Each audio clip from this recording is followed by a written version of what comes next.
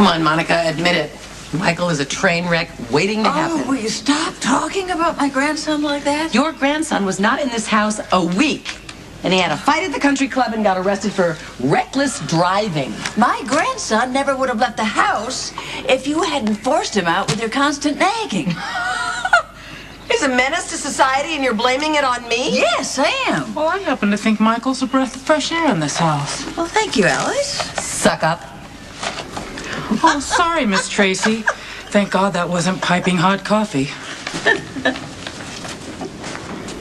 Michael caused another car to crash and left the scene. That is a criminal offense. Well, you should know, Tracy. You have broken enough laws yourself. Why don't you just admit it?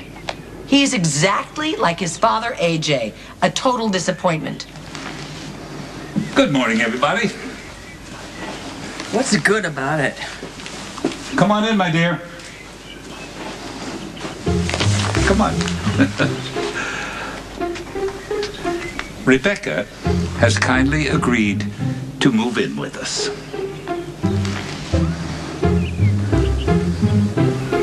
Welcome, welcome, welcome. Thank you. I'm happy to be here. Why? You see, Rebecca is Emily's twin sister. And as a part of our extended family, our home is now her home. Looking forward to getting to know you all better. I bet you are. Tracy, watch it. Well, I was very fond of Miss Emily, and in her memory, it will be a pleasure to serve you, Miss Rebecca. I'll get your room ready. That's the spirit, Alice. How about we skip the warm and fuzzies and we examine Rebecca's real motives for moving in? I'm sure Rebecca's motives are quite pure. Well, that's understandable, considering the many years you've known her. I'm just wondering what kind of strings you had to pull to get her here. Rebecca and young Michael are under our roof now. And new blood and younger perspectives are exactly what this family needs. He's a punk, she's a con. Mr. Nicholas Cassadine is here to see you. Oh, Thank you, but I asked to see Rebecca. you'll have to go through me first. Oh, come on, Edward, this is absurd. She's not your prisoner. No, Rebecca's a very sensible young woman, and she has chosen to live with her extended family. And if you think that you can woo her back to that rock pile of yours in the harbor, you're mistaken. It will never happen. Really? What makes you so certain? She had breakfast with us this morning. She was greeted with open arms. You should have seen the smile on her face. No, this is her home now. Edward, you're forcing her to live here because you're holding something over her. What is it?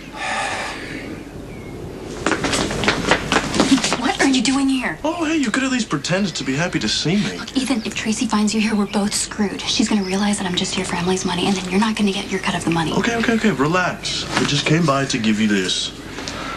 Okay, what's that? It's $500. I mean, poker games in Port Charles are kind of a joke compared to Singapore or Taipei. Why would you give me $500? Well, it's a down payment on the money I owe you. So first you blackmail me, and now you're trying to give me money? Yeah, that doesn't make sense. Unless you're trying to con me, too. I'm admitting nothing. But if I was successful in manipulating her away from you, I did it with a clear conscience. Wow. Did you just imply that you actually have a conscience? More than you do, young man. The Cassadine family tree is littered with kidnappers and murderers and psychotics. You know, you brought nothing but misery to Emily, and I'll be damned if I'll let you do the same thing to Rebecca. You have no right to control Rebecca's life. Your involvement with Rebecca is a disservice to anything you had with Emily. She's her own person, Edward. Of course she is, and the Quartermaines love her because of her relationship to Emily, but you want her to take Emily's place. You see, Monica and I appreciate Rebecca for who she is. She was raised in a small town with limited funds and resources, and we want to give her all of the advantages and opportunities that we gave Emily. We want her to be able to make her own choices, spread her wings and fly. Can you say as much? No, you can't. She doesn't need you, Nicholas, so do us all a favor and leave her the hell alone.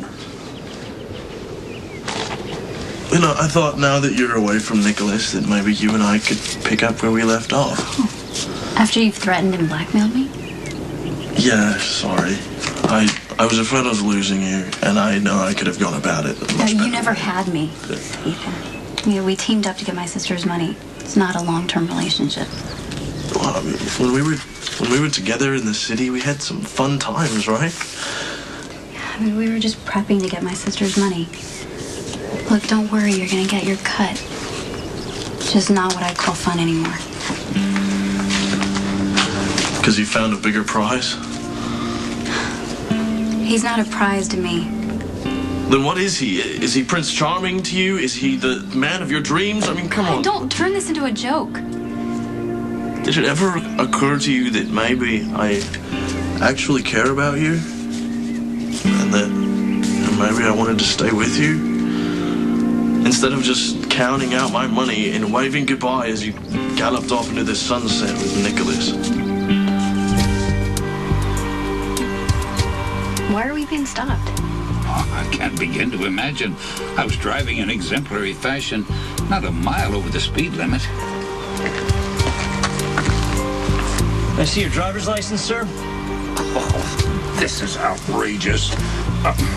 Here, I'm Edward Quartermaine. I'm one of the leading members of this community. Both of you step out of the vehicle.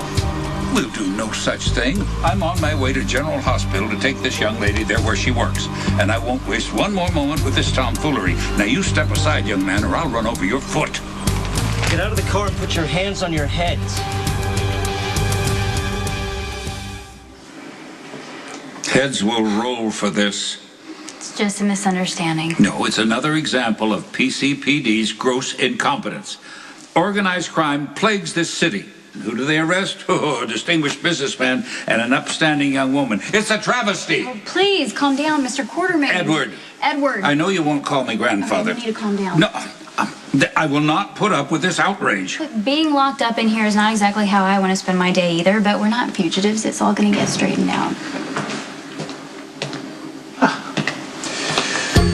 Oh, God. Not him. Well, looks like Rebecca needed me after all.